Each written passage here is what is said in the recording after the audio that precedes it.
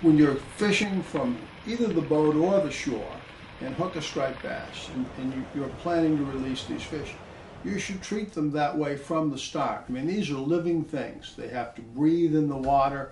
They can be hurt. They have hearts and gills and circulatory systems, eyes, all things that they're going to need down the road. You know, if the whole point is that you're releasing fish, you want to try not to be hurting them. That's really kind of the whole point of releasing them. If we're going to try to catch and release, we have to be at least educated in some regard as to how to do that properly. One of the first things I like to do is make sure that I put the barbs down. So by putting the barb down, it's much easier for me to barely have to touch the fish, take the hook, back it out, and it falls right out of the fish in most cases. It's very important not to bend their jaw down. You can really hurt the fish by bending their jaw down. If you're not going to take a picture, you want to get them back in as quick as possible. And if you do decide to take a picture, have the guy ready before you take the fish out of the water. Get the guy with the camera ready, then bring the fish up, take a couple shots, and get him back in the water as quick as you can.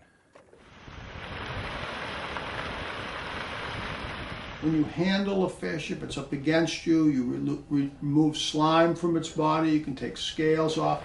These slime and scales are the natural armor of the fish against the elements of the water.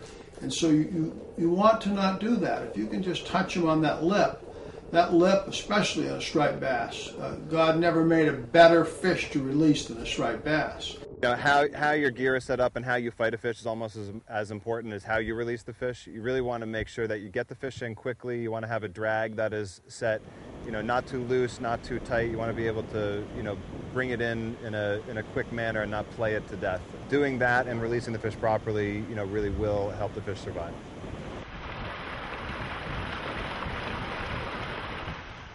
Now you've got the fish to you, and we have to release it and set it on its way. It wants to be out of the water as little as possible, and hopefully not at all.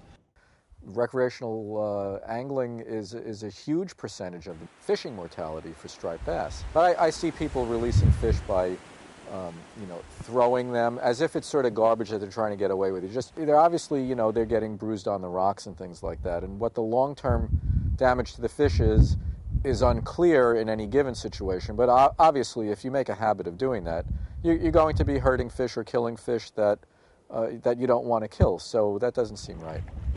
We want to have good striped bass fishing for everyone to enjoy.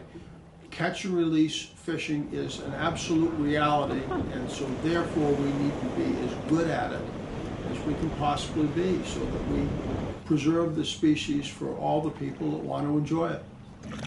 There he goes.